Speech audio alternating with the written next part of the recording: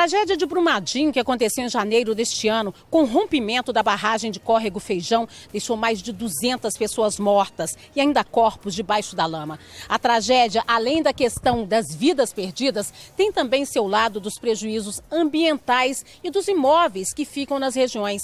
17 municípios foram atingidos por essa tragédia. Entre eles está Esmeraldas. Mas o que há entre Esmeraldas e Brumadinho? Entre esses municípios, há um ponto em comum, um rio que morreu por causa da lama. Eu converso hoje com 3 advogadas. Uma delas é a doutora Andréa Grazielli. E também converso com as outras 2 advogadas, doutora Nájila Mendes e doutora Flávia Lee. Afinal de contas, o que é que Brumadinho tem a ver com Esmeraldas? Mas antes, curte a nossa página aí. Olha, e essa conversa começa então com a doutora Flávia Lee. Doutora Flávia, explica pra gente o que é exatamente que esse rio, o Rio Paraopeba, que passa por Brumadinho, passa por outras regiões, pelo menos 17 municípios, o que ele tem a ver com Esmeraldas nesse momento pós-tragédia?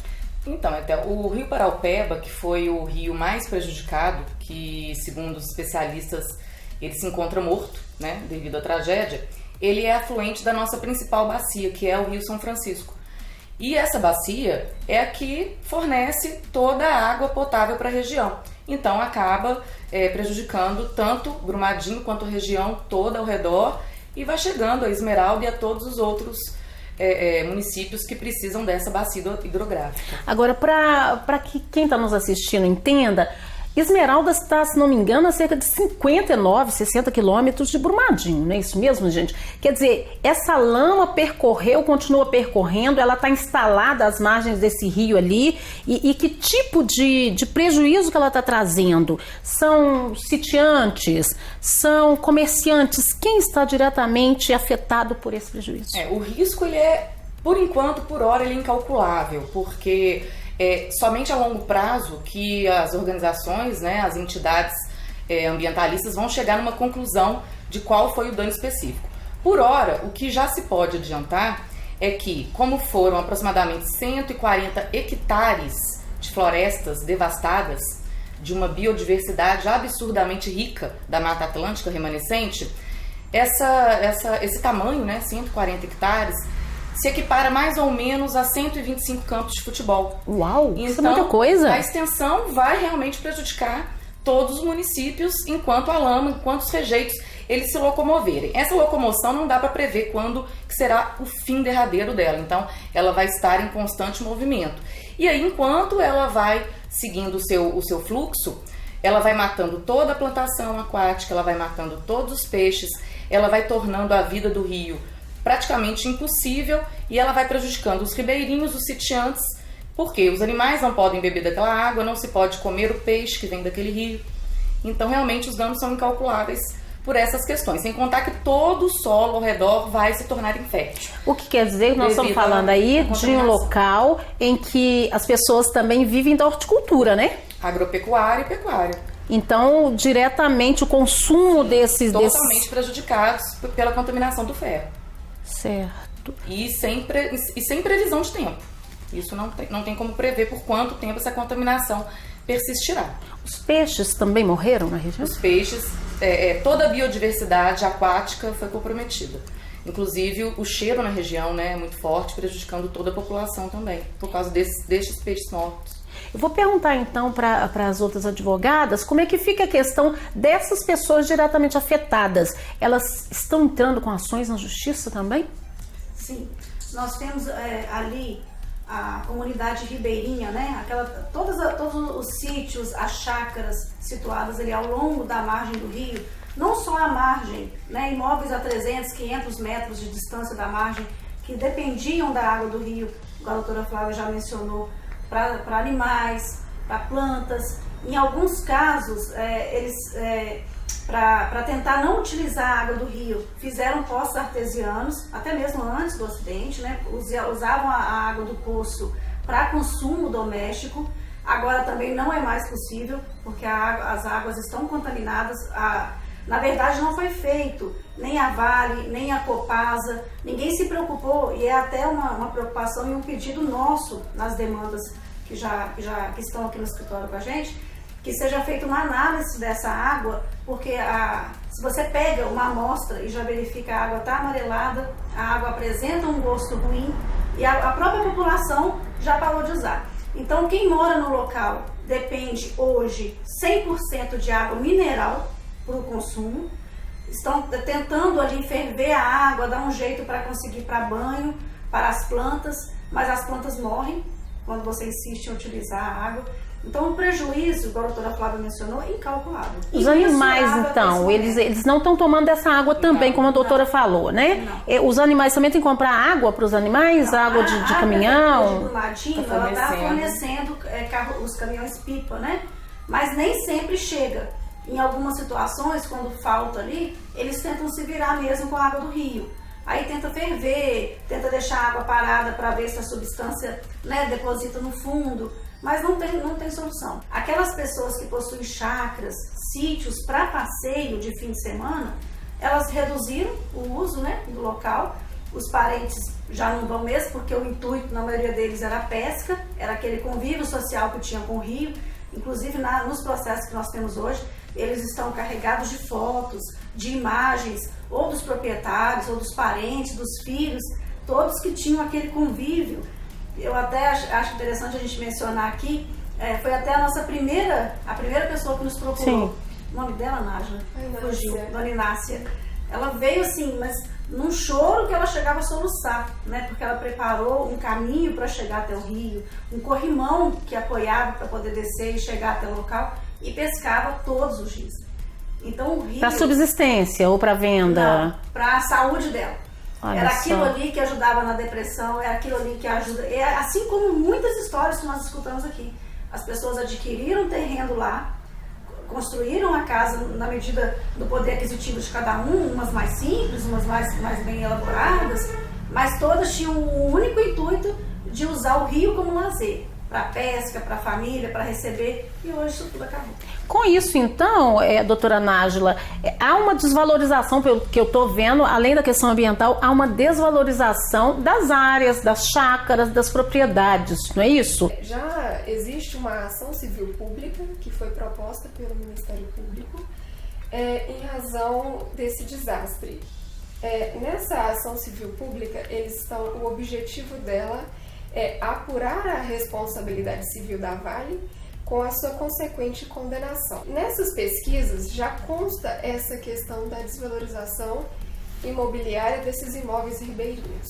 A média de desvalorização dos imóveis na região chega a 50%. Então, o que leva a pessoa a comprar um terreno, um imóvel na região ali de Esmeraldas, é exatamente o convívio social que permite com o rio. Porque uma coisa que a gente acha até importante mencionar, assim, tem algumas propriedades que não têm acesso direto ao rio, mas já é comum acordo entre as pessoas que convivem ali o seguinte: você vai passar pela minha propriedade para chegar no rio. Já tem até alguns lugares que tem portões que ficam trancados e todo mundo tem a chave, justamente para ter acesso, para chegar até o rio e usufruir disso. E agora ninguém quer nem ter acesso, ninguém quer chegar também. Ninguém quer comprar imóvel num local que depende de água mineral. Quais são as ações em relação a Esmeraldas que as senhoras têm conduzido? No caso específico de Esmeraldas, nós estamos trabalhando com aproximadamente uns 60 processos. Esses processos nós estamos discutindo a questão da desvalorização dos imóveis e também o dano moral.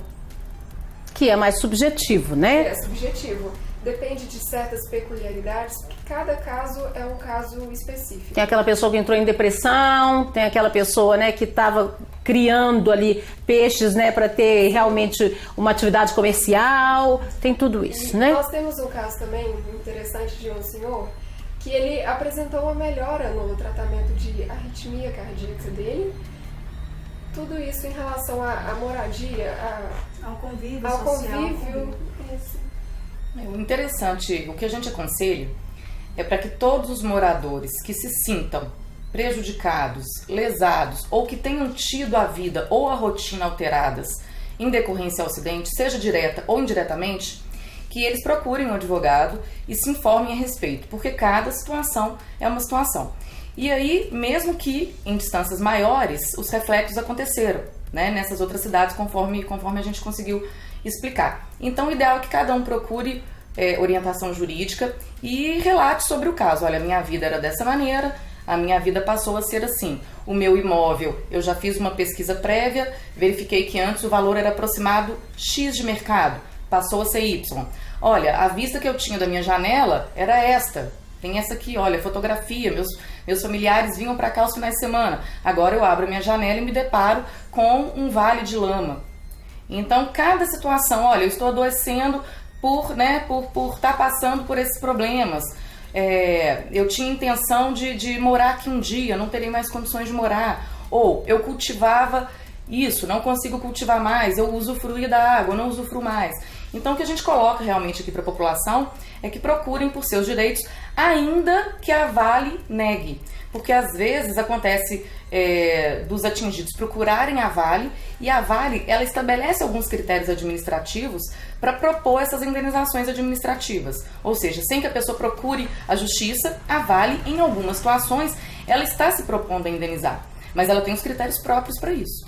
Inclusive, a distância é um dos critérios que eles colocam para indenização.